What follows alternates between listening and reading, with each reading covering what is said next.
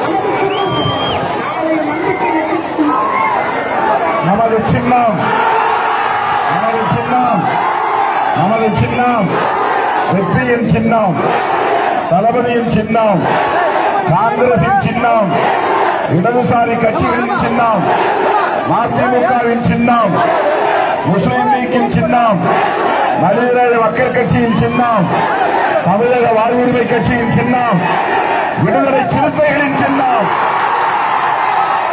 விடுதலை சிறுத்தைகளின் சின்னம், விடுதலை சிறுத்தைகளின் சின்னம். அன்பார்ந்த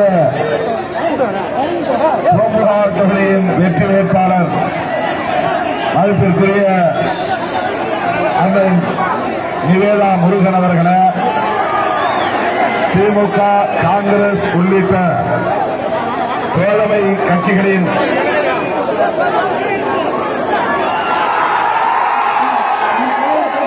முன்னணி பொறுப்பாளர்களே, இங்கே திரளாக கூடியிருக்கிற வாக்காளர் பொதுமக்களே, கண்ணுக்கு தூரம் வரையில் கடலென திரண்டிருக்கிற என் உயிரின் உயிரான விடுதலை சிறுத்தைகள், உங்கள் அனைவருக்கும் என்னுடைய பணியார்ந்த வணக்கத்தை தெரிவித்துக் கொள்கிறேன்.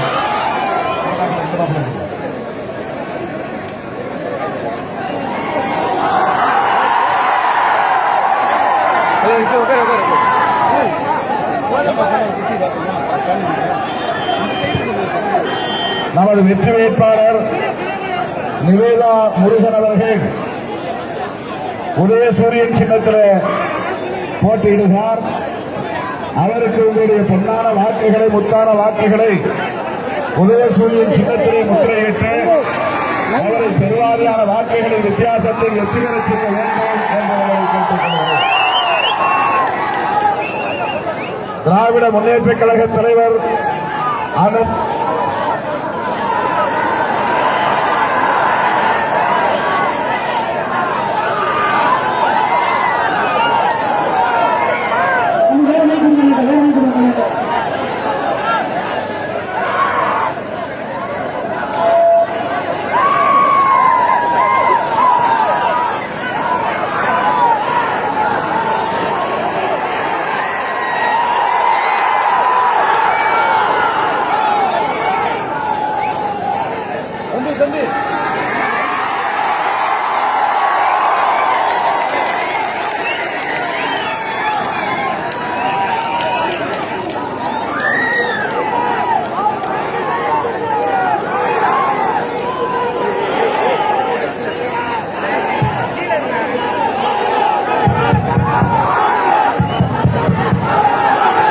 முன்னேற்ற கழக தலைவர் அண்ணன் தளபதி அவர்கள் தமிழ்நாட்டில் முதலமைச்சராக ஆட்சி கட்டில் அமர வேண்டும்.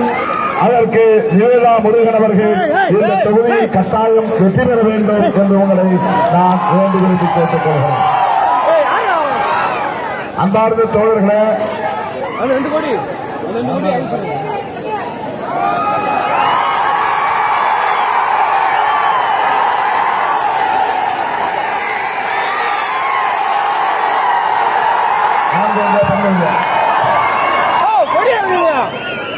தியாகு ஓம்பு ஆகியோரின் இந்த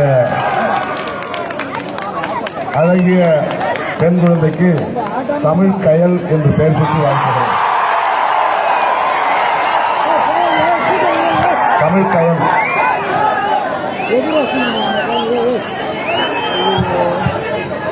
நடைபெறவுள்ள இந்த சட்டப்பேரவை பொதுத் தேர்தல் வழக்கமான ஒரு தேர்தல் அல்ல. கடந்த காலங்களில் நாம் சந்தித்தவை போன்ற 2001, 2006, 2011, 2016 இந்த தேர்தல்களை எல்லாம் நாம் சந்தித்திருக்கிறோம். அதுபோன்ற சராசரியான தேர்தல்கள் அல்ல. இந்த தேர்தல் தமிழ்நாட்டுக்கு ஒரு சவாலான தேர்தல், ஒரு நெருக்கடியான தேர்தல், ஆபத்து சூழ்ந்திருக்கிற தேர்தல். கொஞ்சம் அமைதியாக பாரதிய ஜனதா கட்சி தமிழ்நாட்டை குறிவைத்திருக்கிறது. அதிமுக தலைமையிலான கூட்டணிக்கும் திராவிட முன்னேற்ற கழகத்தின் தலைமையிலான கூட்டணிக்கும் இடையிலே நடக்கிற சராசரியான தேர்தல் அல்ல. 2014 ஆண்டு நாடாளுமன்ற பொதுத் தேர்தலில் இருந்து விடுதலை சிறுத்தைகள் கட்சி அடிவையில் வலிக்க இதை சுட்டிக்காட்டிக் கொண்டே இருக்கிறது. பேசுறா ஒரு நிமிஷம் இருங்க, பேசின பிறகு குழந்தை வை. 2014 நாடாளுமன்ற பொதுத் தேர்தலில் இருந்து விடுதலை சிறுத்தைகள் கட்சியின் சார்பில் இந்த ஆபத்தை நாம் சுட்டிக்காட்டி வருகிறோம். இந்தியாவை சூழ்ந்திருக்கிற பாசிசம் பாஜக. பாசிசம் என்றால் அது ஒரு கோட்பாடு. யாரையும் யாருடைய உணர்வுகளையும் மதிக்காத ஒரு கருத்தியலுக்கு பெயர்தான் பாசிசம். தான் நினைப்பதையே நடைமுறைப்படுத்த வேண்டும், தம்முடைய விருப்பப்படி சட்டங்களை ஏற்றிக்கொள்ள வேண்டும், பொதுமக்களுடைய உணர்வுகளை மதிக்கக்கூடாது என்பது போன்ற அரசியல் கோட்பாடுதான் பாசிசம் என்பது. இந்தியாவை சூழ்ந்திருக்கிற ஆபத்து பாஜக என்கிற பாசிசம். திமுகவை போல ஒரு சராசரியான அரசியல் கட்சி அல்ல பாஜக. கம்யூனிஸ்ட் கட்சிகளை போல மக்களுடைய பிரச்சனைகளை மட்டுமே பேசி அவர்களது நலன்களுக்காக போராடக்கூடிய ஒரு அரசியல் கட்சி அல்ல பாஜக. பாஜக ஒரு காலத்திலும் மக்களுடைய அடிப்படை பிரச்சனைகளை பேசாது. அதிமுக இந்த தொகுதியில் எதிர்த்து போட்டியிடுகிறது. திருமாவளவன் பாஜகவை பற்றி பேசுகிறானே என்று நீங்கள் நினைக்கலாம். பூம்புகார் தொகுதியிலே நிவேதா முருகனை எதிர்த்து போட்டியிடுவது அதிமுக தானே.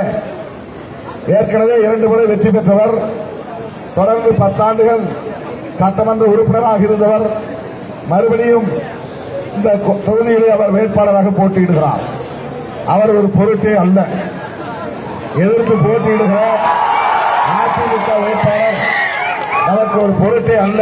ஏனென்றால் திமுக தலைவர் ஸ்டாலின் அண்ணன் அவர்களை எதிர்த்து போட்டியிடுகிற எடப்பாடி அவர்களே இப்போது ஒரு பொருட்டே இல்லை என்கிற நிலையால் அவரை குறைத்து மதிப்பிடவில்லை. அவரே தன் தகுதியை இன்றைக்கு குறைத்துக் கொள்ளக்கூடிய நிலையில் பாஜகவோடு கூட்டணி வைத்திருக்கிறார். ஆகவே தமிழ்நாட்டில் 234 தொகுதிகளிலும் போட்டியிடுவது பாஜக தான் என்பதை மறந்துவிடக் கூடாது.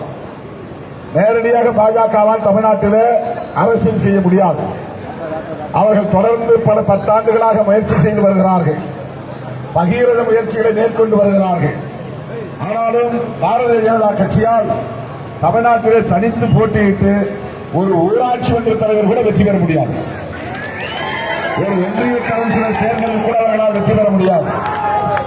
ஒரு ஊரில் கூட அவர்களுக்கு கிளை கிடையாது, பொறுப்பாளர்கள் கிடையாது. ஒன்றுமே இல்லாத ஒரு கட்சி தமிழ்நாட்டை பொறுத்தவரையில் பாஜக. ஆகவே பாஜக நமக்கு ஒரு பொருட்டு இல்லைதான். ஆனாலும் அதிமுகவும் பாட்டாளி மக்கள் கட்சியும் பாஜகவுக்கு இங்கு அடித்தளம் அமைத்து தருகிற துரோகத்தை செய்கிறார்கள். அதுதான் மிகவும் ஆபத்தானது. அதிமுக முதுகிலே ஏறி பாட்டாளி மக்கள் கட்சியின் முதுகிலே ஏறி சவாரி செய்யக்கூடிய ஒரு கட்சியாக பாஜக கடந்த 5 ஆண்டுகளில் அது ஆதிக்கம் செலுத்தி வருகிறது.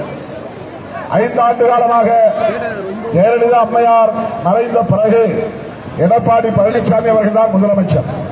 ஆனால் உண்மையிலே நரேந்திர மோடி தான் முதலமைச்சர். ஓ பன்னீர்செல்வம் துணை முதலமைச்சர். ஆனால் உண்மையிலேயே அமித்ஷா தான் துணை முதலமைச்சர்.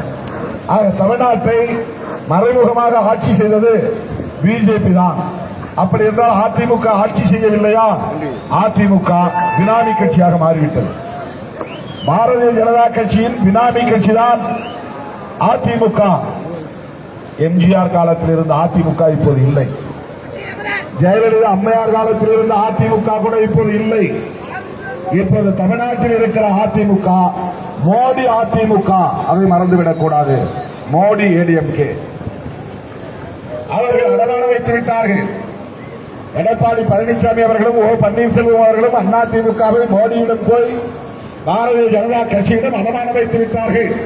அவர்களின் கட்சியை அடமான வைத்தது நமக்கு பிரச்சனை இல்லை. ஆனால் ஒட்டுமொத்த தமிழ்நாட்டையே அடமான வைத்து விட்டார்கள். அடமான வைக்கப்பட்ட தமிழ்நாட்டை மீட்க வேண்டுமானால் தமிழ்நாட்டின் முதலமைச்சராக திராவிட முன்னேற்ற கழக தலைவர் அண்ணன் தளபதி அவர்கள் ஆட்சிக்கு வர வேண்டும் என்கிற தேவையை விடுதலை சிறுத்தைகள் கட்சி உணர்ந்திருக்கிறது.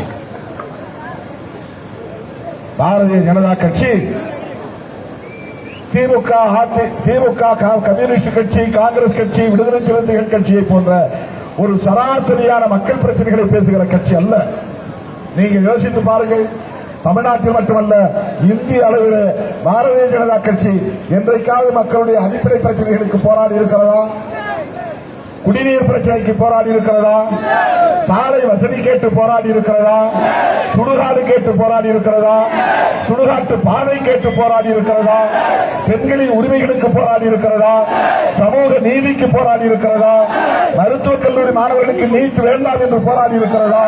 ஹைட்ரோ கார்பன் திட்டம் வேண்டாம் என்று போராடி இருக்கிறதா? சுற்றுச்சூழலை பாதுகாப்போம் என்று போராடி இருக்கிறதா? கடல் நீரை குடிநீராக்குவோம் என்று போராடி இருக்கிறதா? ஏழை எளிய மக்களுக்கு வீட்டுமனை பட்டா வழங்க வேண்டும் என்று போராடி இருக்கிறதா? கிடையவே கிடையாது. அவன் பண்ற அரசியல் ஒரே அரசியல் தான். நீ இந்து, இவன் கிறிஸ்டியன், இவன் முஸ்லீம் என்று மதவெறியை தூண்டிவிட்டு மத கலவரத்தை தூண்டுவதுதான் பாஜகவின் ஒரே அரசியல். இந்தியா முழுவதும் இதைத்தான் செய்திருக்கிறார்கள். 100 ஆண்டு காலமாக RSS என்ற இயக்கம் இந்தியாவை பாசிசத்திற்கு இழுத்து போய்விட்டிருக்கிறது. மிக மோசமான பயங்கரவாத கொள்கையை சொன்ன ஒரு இயக்கம் தான் RSS. என்னையா RSS பற்றி பேசுகிறான் என்று நீங்கள் நினைக்கலாம். பிஜேபி பற்றி பேச வேண்டியவன் RSS பற்றி ஏன் பேசுகிறான் என்று. ஏனென்றால் உண்மையிலேயே பிஜேபியின் துணை இயக்கம் அல்ல RSS. RSS துணை இயக்கம் தான் பிஜேபி. பிரதமராக யார் வேட்பாளர் என்று தீர்மானிப்பது பிஜேபி அல்ல, RSS. மோடி இரண்டாவது முறையாக வேட்பாளராக தேர்வு செய்யப்பட்டது RSS ஆல் தான், பிஜேபி அல்ல. தமிழ்நாட்டில் 20 இடத்தில் போட்டியிடுகிறார்கள். அந்த 20 வேட்பாளர்களை யார் தேர்வு செய்தது? தமிழ்நாடு தலைவர் எல் முருகனா? அதுதான் எந்த அதிகாரமும் கிடையாது. சும்மா வச்சிருக்காங்க. என்ன பீஸ் சும்மா வச்சிருக்கிறாங்க. அவருக்கு எந்த அதிகாரமும் கிடையாது. அவரை வச்சு எஸ்சி ஓட்டை திரட்ட முடியுமா அப்படின்னு முயற்சி பண்றாங்க. ஏன்னா தலித் மக்கள் பிஜேபி நம்புறது கிடையாது, இந்தியாவை நம்புறது கிடையாது. ராமதாஸ் மாதிரி ஆட்கள் என்ன பிஜேபி தோல்ல தூக்கி சுமக்கலாம். திருமாவளவன் எந்த காலத்திலும் பிஜேபியை தோல்வி அந்த துரோகத்தை செய்ய மாட்டான். தமிழ்நாடு எக்கேடு கெட்டால் என்ன, தமிழ் மொழி அழிந்தால் என்ன, சமூக நீதியை புதைத்தால் என்ன என்பதை பற்றி கவலைப்படாமல் டாக்டர் ராமதாஸ் பிஜேபியை தோல்வியை தூக்கிக் கொண்டு திரிகிறார். ஆனால் விடுதலை சிறுத்தைகள் ஒருபோதும் அப்படி செய்ய மாட்டோம். அதிமுகவும் பாமகவும் தமிழ்நாட்டு மக்களுக்கு மிகப்பெரிய துரோகத்தை செய்திருக்கிறது. மிகப்பெரிய துரோகம். பாட்டாளி மக்கள் கட்சியை, அதிமுகவை தமிழ்நாட்டு மக்கள் புரிந்து கொள்ள வேண்டும். பாரதிய ஜனதாவை தமிழ்நாட்டுக்குள்ளே இழுத்து வந்து விட்டது. தமிழ்நாட்டுக்குள்ளே பிஜேபி வளர்வதற்கு காரணமாக இருப்பது இந்த 2 கட்சிகள் செய்த துரோகம் தான் என்பதை நீங்கள் மனதில் வைத்துக் கொள்ள வேண்டும். பாரதிய ஜனதா கட்சி RSS என்கிற ஒரு பாசிச இயக்கத்தால் வழிநடத்தப்படக்கூடிய இயக்கம், அதை மறந்துவிடக் கூடாது. பாசிசத்தை RSS இயக்கத்தை நீங்கள் புரிந்து கொண்டால்தான் பிஜேபி புரிந்து கொள்ள முடியும். தம்பி, RSS இயக்கத்தை புரிந்து கொண்டால்தான் பிஜேபி புரிந்து கொள்ள முடியும். அதுக்கு ஒரே ஒரு சின்ன உதாரணம் நான் சொல்றேன். நமக்கு காந்தியடிகளோட முரண்பாடு உண்டு, அது வேறு. அம்பேத்கருக்கும் காந்திக்கு பிடிக்காது, சண்டை நடந்திருக்கு, கருத்து மோதல் நடந்திருக்கு.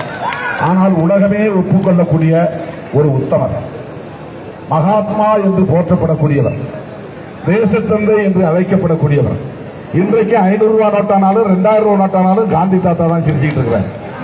அந்த அளவுக்கு காந்தியடிகள். அந்த காந்தியடிகளை சுட்டுக் கொண்டது யார்? யார்? அந்த கோட்சேங்கிறவன் யார்? அவன் தான் RSS. அவர் மாவோயிஸ்ட் இல்ல. காந்தியடிகள் என்ன மாவோயிஸ்டா, மார்க்சிஸ்டா, நக்சல்பாரியா, தேச விரோதியா, தீவிரவாதியா? ஏன் காந்தியடிகளை சுட்டுக் கொண்டான்? எதுக்காக RSS காரன் காந்தியடிகளை சுட்டுக் கொண்டான்? இதிலிருந்து புரிந்து கொள்ளுங்கள், RSS எவ்வளவு மோசமான பயங்கரமான இயக்கம் என்பதை புரிந்து கொள்ளுங்கள். சொல்ல போனா அம்பேத்கரியவாதிகள் தான் காந்தியடிகளுக்கு நேரம் சண்டை போட்டுக்கணும். ஏன்னா அவருக்கும் அம்பேத்கருக்கும் அவ்வளவு கருத்து மோதல் இருந்துச்சு, ஐடியாலஜிக்கல் வார் நடந்தது. ஆனால் எந்த இடத்திலும் தலித்துகள் காந்தியடிகளை அவமதித்ததில்லை. RSS காரன் காந்தியடிகளை நேருக்கு நேரா போய் சுட்டுக் கொண்டான். ஏன்னா இந்துக்களும் முஸ்லீம்களும் ஒற்றுமையா இருந்தியான்னு சொன்னதுதான். இந்துக்களும் முஸ்லிம்களும் ஒற்றுமையா இருங்க என்று சொன்னதுதான். இந்தியாவை இந்து ராஷ்டிரம் என்று பெயர் மாற்ற வேண்டும் என RSS காரன் நினைத்த போது காந்தி சொன்னார், பாகிஸ்தான் வேண்டுமானால் மதசார்பிலே போகட்டும், இந்தியா மதசார்பற்ற நாடு என்று சொன்னது காந்தி.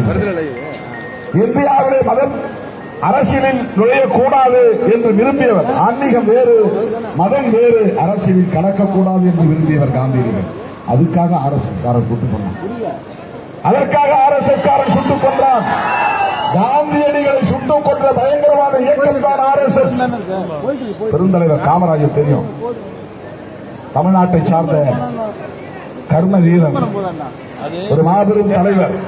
அவர் தேசிய தலைவராக இந்திய காங்கிரஸ் கட்சிக்கு இருந்தபோது புதுதில்லியிலே அவர் தங்கியிருந்த வீட்டை அவர் உள்ளே இருக்கிறார் என்று கருதி தீ வைத்த கும்பல் RSS கும்பல் அவரை கொலை செய்வதற்கு முயற்சித்தார்கள். நல்ல வேளை அன்னைக்கு பெருந்தலைவர் காமராஜர் அன்னைக்கு அந்த வீட்டில் தங்கல. காமராஜரை கொலை செய்வதற்கு முயற்சித்த கும்பல் தான் RSS கும்பல். இன்னொன்று உங்களுக்கு சொல்றேன், மோடி இன்னைக்கு உலகத்திலேயே உயர்ந்த சிலை என்று சொல்லக்கூடிய அளவுக்கு சர்தார் பட்டேலுக்கு சிலை வைத்திருக்கிறார். தெரியுதானே உங்களுக்கு? 3000 கோடி செலவு செய்து 3500 கோடி 3000 கோடி.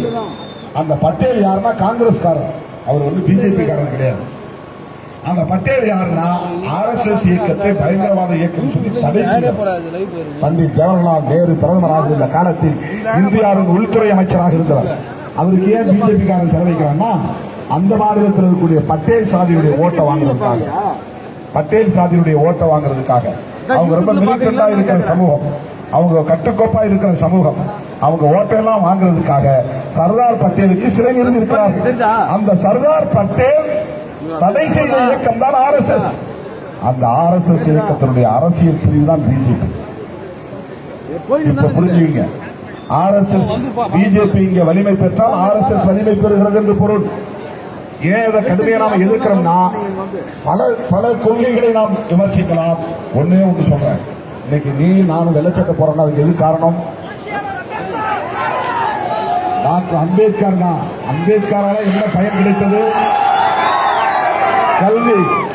கல்வியும் வேலை வாய்ப்பும் கிடைத்ததால் தான் திருமாவளவன் வெள்ளச்சட்டை போட முடிந்திருக்கிறது.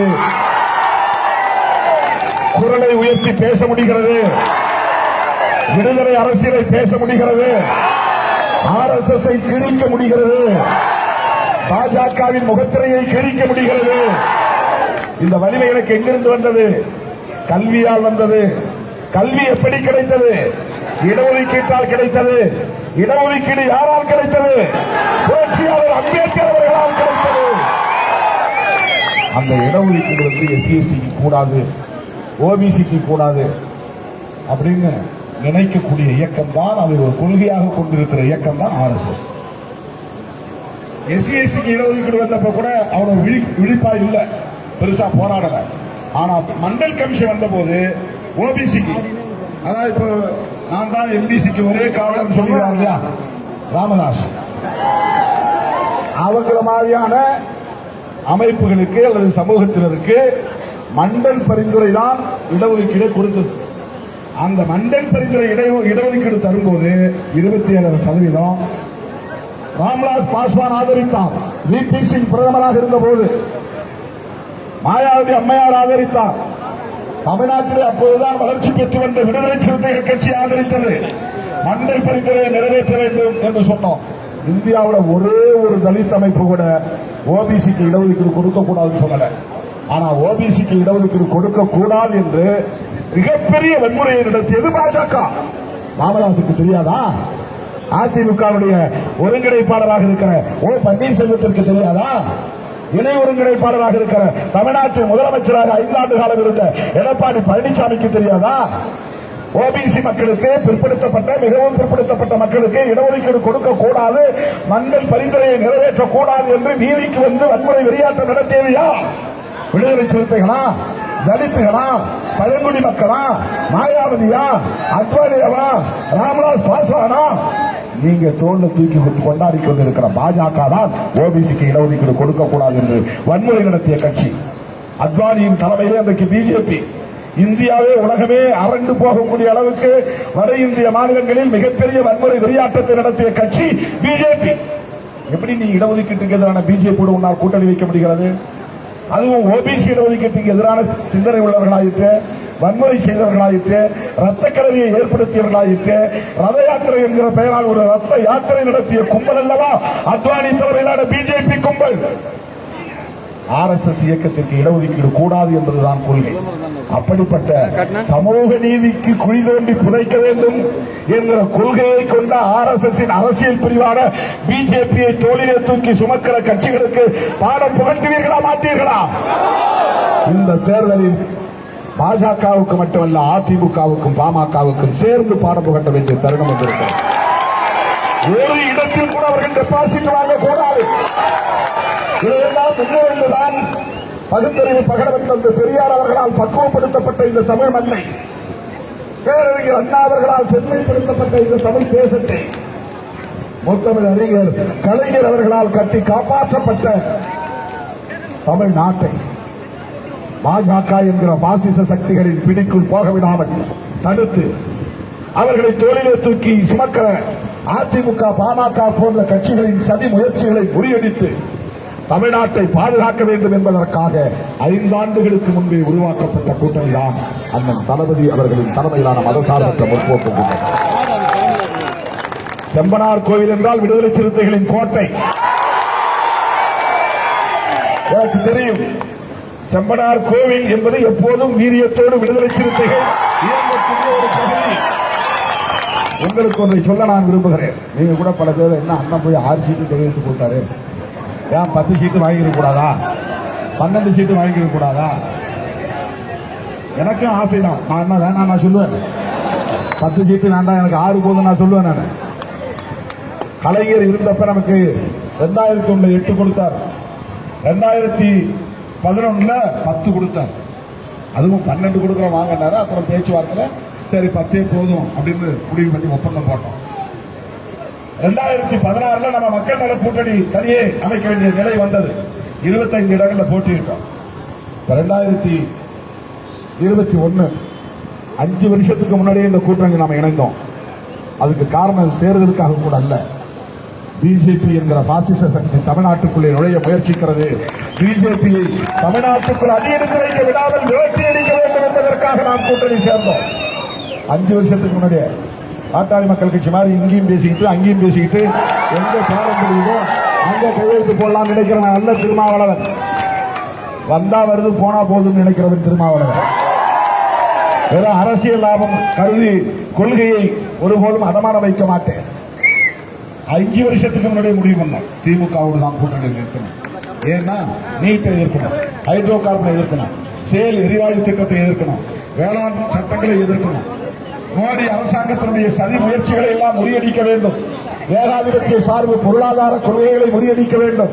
இந்த கொள்கை பார்வையோடு தொலைநோக்கு பார்வையோடு தமிழ்நாட்டு மக்களின் பாதுகாப்பு முக்கியம் என்கிற அந்த புரிதலோடு திராவிட முன்னேற்ற கழகத்தோடு கூட்டணி வைக்க வேண்டும் என்பதை 5 ஆண்டுகளுக்கு முன்பே முடிவெடுத்து தொடர்ந்து பயணித்து வருகிறோம். தேர்தல் வந்துருச்சு, பேச்சுவார்த்தை நடக்கிறது. 6 8 10 என்பது அல்ல பிரச்சனை. விடுதலை சிறுத்தைகளுக்கு எவ்வளவு இடம் என்பதை விட பிஜேபிக்கு தமிழ்நாட்டில் இடம் இல்லை என்பதுதான் முக்கியம். அதனால 6க்கு கையெழுத்திட்டேன். ஏன்னா எந்த காரணத்தை முன்னிட்டும் திருமாவளவனால் திமுக கூட்டணி உடைந்தது என்கிற வரலாற்று கடந்த அப்படி உடைந்தால் என்ன பாதிப்பு என்றால் திருமாவளவனுக்கு என்ன பாதிப்பு, திமுகவுக்கு என்ன பாதிப்பு என்பதை விட பிஜேபி அதிமுக பாமக கும்பலின் சதி திட்டம் வெற்றி பெற்றுவிடும். தமிழ்நாடு பாழாகிவிடும். சாதி வெறி திட்டமிட்டு தூண்டப்படும், மத வெறி பரப்பப்படும். மக்கள் இங்கே ஒற்றுமையாக வாழ முடியாது. சமூக நல்லிணக்கம் சிதைந்துவிடும். தமிழ்நாட்டு அரசியல் பாதையை திசை வழியே மாறிப்போம். மோசமான ஒரு ஆபத்தான கட்டத்தில் இருக்கிறோம். பாருங்க, இதுக்கு முன்னாடி எவனாவது முருகனை பத்தி வேல் முருகன் என்ன வெற்றிவேல் வீரவேல் யாராவது பேசினது உண்டா? அவனுக்கு கடவுள் பற்றி அவனுக்கு உள்ள மத பற்றி இருந்து, ஆனா அவன் பேசுறது தமிழர் சமூக நீதி. அதான் தமிழ்நாடு. இந்தியாவில் வேற எந்த மாநிலத்திலும் இல்லாத அளவுக்கு தமிழ்நாட்டிலே ஒரு மொழி உணர்வு, இன உணர்வு, சமூக நீதி உணர்வு என்பது தொடர்ந்து பாதுகாக்கப்பட்டு வந்திருக்கிறது. அதற்கு காரணம் பெரியார், அண்ணா, கலைஞர் அவருடைய அந்த அரசியல். இங்கே யாரும் சாதி உணர்வு இருந்தாலும் சாதி சண்டை நடந்தாலும் பேருக்கு பின்னால சாதியை போட்டுக்க மாட்டான் தமிழ்நாட்டில். நீங்க மற்ற மாநிலம் பார்த்தா எல்லாம் பேருக்கு பின்னால சாதியை போடுவான். தமிழ்நாட்டில் சாதி போடுறது அசிங்கம் நினைக்கக்கூடிய அளவுக்கு தமிழ்நாட்டை பக்குவப்படுத்தியவர் தந்தை பெரியார், பேரறிஞர் அண்ணா. யாராவது அவனா உள்ளூர பொண்ணு என்ன ஆளுன்னு கேட்டாதான் தெரிஞ்சுக்க முடியும். பேருக்கு பின்னால சாதி தெரியாது. என்னைக்குமே சாதி பெயரை போடாத சமூகம் தலித் சமூகம். சாதி பெயரை பின்னால போட மாட்டாங்க. அப்படிப்பட்ட தமிழ்நாட்டிலே சாதி உணர்வை தூண்டி மதவெறியை பரப்பி சமூக நல்லிணக்கத்தை சிதைத்து இந்து முஸ்லீம் என்று கலவரத்தை தூண்டுவதற்கு, இந்து கிறிஸ்தவன் என்று வன்முறையை தூண்டுவதற்கு சதித்திட்டம் தீட்டிக் கொண்டு தமிழ்நாட்டிலே அடியெடுத்து வைக்கிற ஒரு பாசிச கட்சி தான் பிஜேபி. அதை தூக்கி சுமக்கிற கட்சிகள் தான் அதிமுகவும் பாமகவும். இதை விரட்டி அடிக்க வேண்டும், இந்த சதியை முறியடிக்க வேண்டும் என்பதற்காக முதலில் போய் கையெழுத்திட்டவன் திருமாவளவன். நாட்டை காப்பாற்றுவதற்காக, தமிழ்நாட்டை காப்பாற்றுவதற்காக, தமிழ்நாட்டு மக்களை காப்பாற்றுவதற்காக, தமிழ் மொழியை காப்பாற்றுவதற்காக, தமிழ் இனத்தை காப்பாற்றுவதற்காக, மாநில உரிமைகளை காப்பாற்றுவதற்காக, மாநில சுயாட்சியை காப்பாற்றுவதற்காக, விவசாயத்தை பாதுகாப்பதற்காக, ஹைட்ரோ கார்பன் போன்ற திட்டங்களை விரட்டி அடிப்பதற்காக, 8 வழிச்சாலையை விரட்டி அடிப்பதற்காக ஒட்டுமொத்தத்தில் தமிழ் சமூகத்தின் நலன்களை பாதுகாப்பதற்காக திராவிட முன்னேற்ற கழக கூட்டணியில் முதல் கையெழுத்திட்டவன் திருமாவளவன், முதலில் ஒப்பந்தம் போட்டவன் திருமாவளவன். வேற ஒன்றும் லாபம் கிடையாது, வேற எந்த காரணமும் கிடையாது. அண்ணன் அவர்கள் முதலமைச்சர் ஆனால் அதிமுகவை வீட்டுக்கு அனுப்ப முடியும், பாஜகவை விரட்டி அடிக்க முடியும். அவர்களின் பின்னங்கால் பிடரில் அடிபட அவர்கள் ஓட விரட்டி அடிக்க வேண்டும். இனிமே தமிழ்நாடு பக்கமே தலையெழுத்து படுக்க மாட்டேன்னு நினைக்கணும் மோடியும் அமித்ஷாவும். அவன் டெல்லியிலே படுத்தா கூட இந்த பக்கம் தலை வச்சு விடக்கூடாது. இந்த பக்கம் படுத்தா அங்க தமிழ்நாடு இருக்குப்பா, வேண்டாம் வேண்டாம். குஜராத் பக்கம் தலை வச்சு போடு, உத்தரப்பிரதேச பக்கம் தலை வச்சு போடு, இமயமலை பக்கம் தலை வச்சு படுன்னு அவன் படுக்கணும். தமிழ்நாடு பக்கமே கூட அவன் தலை வச்சு படக்கூடாது. அப்படி விரட்டி அடிக்க வேண்டும். அவ்வளவு மோசமான ஒரு அரசியல் கோட்பாட்டை கொண்ட இயக்கம் தோழர்களே. யோசிச்சு பாருங்க, நீங்க எவனும் வரான், ரிட்டையர்டான ஐபிஎஸ் ஆபீசர் வரா, ரிட்டையர்டான ஐஏஎஸ் ஆபீசர் வரா, ரிட்டையர்டான நடிகன் வரா, ரிட்டையர்டான நடிகை வரா, காலாவதியானவர்களின் கூடாரம் பிஜேபி. இனிமே சினிமாவில் மார்க்கெட் இருக்காது, பிஜேபி போறாங்க நடிகைகள் தான். சினிமாவில் இனிமே வாய்ப்பே இருக்காதுன்னு பிஜேபிக்கு போறான் நடிகர்கள் எல்லாம். சினிமாவில் இனிமே ஐஏஎஸ் அதிகாரியா இருந்து பணி செய்யறது எந்த லாபம் இல்லை, பிஜேபி போனா அது முதியோர்களின் கூடாரம் மாதிரி காலாவதியானவர்களின் கூடாரம் எல்லாம் அங்க போய் சேர்றாங்க. எவனோ வாய் திறந்து என்னன்னோ சவால் விடுறான். விடுதலை சிறுத்தைகளை சீண்டி பார்த்தார்கள், சரியான சவுக்கடி கொடுத்தது விடுதலை சிறுத்தைகள். இனிமேல் விடுதலை சிறுத்தைகளை சீண்ட அவர்கள் ஒருபோதும் முனைய முடியாது என்கிற அளவுக்கு மனுநீதி தொடர்பான போராட்டத்தை விடுதலை சிறுத்தைகள் எடுத்தோம். உலகம் முழுவதும் ஜனநாயக கட்சியை விடுதலை சிறுத்தைகளுக்கு அண்ணன் தளபதி உட்பட திருமாவளவனா சொல்லல எதையும் நூல் வழி போற்றி புகழக்கூடிய மனு தர்மந்தாயா சொல்லுது, அதை படிச்சு பாரியா. அண்ணன் தளபதி அவர்கள் விடுதலை சிறுத்தைகளுக்கு நெருக்கடி ஏற்பட்ட நேரத்தில், நம் மீது அவதூறு பரப்புகிற நேரத்தில், திராவிட முன்னேற்ற கழகமும் தலைவர் கலைஞர் அவர்களின் அன்பு வாரிசு அருமை அண்ணன் தளபதி அவர்கள் திருமாவளவன் என்ன சொல்லிட்டார்? ஏன் என்ன குதிக்கிறீங்க? அவர் என்ன சொல்லிட்டார்? உன்னுடைய மனுதர்மம் சொல்லியிருக்கிறத அவர் கோட் பண்ணியிருக்கார், அவ்வளவுதானே. அன்னைக்கு நமக்கு மிகப்பெரிய அளவிலே பாதுகாப்பு அரணாக இருந்த இயக்கம் தான் திராவிட முன்னேற்ற கழகம். நாம் 6 பேர் வென்றாலும் எம்எல்ஏக்கள் தான், 8 பேர் ஜெயித்தாலும் எம்எல்ஏக்கள் தான், 10 பேர் ஜெயித்தாலும் எம்எல்ஏக்கள் தான். ஆனால் திமுக ஜெயித்தால் ஆளுங்கட்சி, அந்த கட்சியால் தான் பிஜேபியை விரட்ட முடியும். ஆகவே அதிமுகவை விரட்ட, பாஜகவை விரட்ட, பாமகவை விரட்ட ஆளுங்கட்சியாக வரக்கூடிய வாய்ப்பை பெற்ற திராவிட முன்னேற்ற கழகம் ஆட்சி அதிகாரத்திற்கு வர வேண்டும். அதற்கு அண்ணன் தளபதி அவர்கள் தமிழ்நாட்டின் முதலமைச்சர் பொறுப்பில் அமர வேண்டும். அதற்கு இந்த தொகுதியில் பூம்புகார் தொகுதியில் பொதுமக்களின் நன்மதிப்பை பெற்ற நிவேதா முருகன் அவர்கள் பெரும்பாலான வாக்குகளின் வித்தியாசத்தில் வெற்றி பெற வேண்டும். என் உயிரின் உயிரான விடுதலை சிறுத்தைகளே, குளத்தும் வெயிலையும் பொருட்படுத்தாமல் மணிக்கணக்கிலே காத்திருந்த உங்கள் அனைவருக்கும் என்னுடைய நெஞ்சார்ந்த நன்றியை நான் தெரிவித்துக் கொள்கிறேன். நிவேதா முருகனின் வெற்றிக்கு விடுதலை சிறுத்தைகளின் உழைப்பு மிகப்பெரும் பங்களிப்பாக இருந்தது என்று அண்ணன் தளபதிக்கு நிவேதா முருகன் சொல்ல வேண்டும். விடுதலை சிறுத்தைகளின் உழைப்பு சாதாரணமானதல்ல. அவர்கள் கடுமையாக உழைத்தார்கள், வீதி வீதியாக சென்றார்கள், வீடு வீடாக சென்றார்கள், வாக்குகளை சேகரித்தார்கள். இத்தனை ஆயிரம் வித்தியாசத்தில் நாம் வெற்றி பெறுவதற்கு விடுதலை சிறுத்தைகள் தான் முக்கிய காரணம் என்று நிவேதா முருகன் அவர்கள் அண்ணன் தளபதி ஸ்டாலின் அவர்களிடத்தில் சொல்லக்கூடிய அளவுக்கு உங்கள் உழைப்பு, உங்கள் பணி, உங்களுடைய பங்களிப்பு மிகச் சிறந்ததாக அமைய வேண்டும் என்று கேட்டு எழுச்சி மிகுந்த வரவேற்பு நல்கிய என் உயிரின் உயிரான விடுதலை சிறுத்தைகள் அனைவருக்கும் நெஞ்சார்ந்த நன்றியை தெரிவித்து விடைபெறுகிறேன். நன்றி, வணக்கம். நமது சின்னம்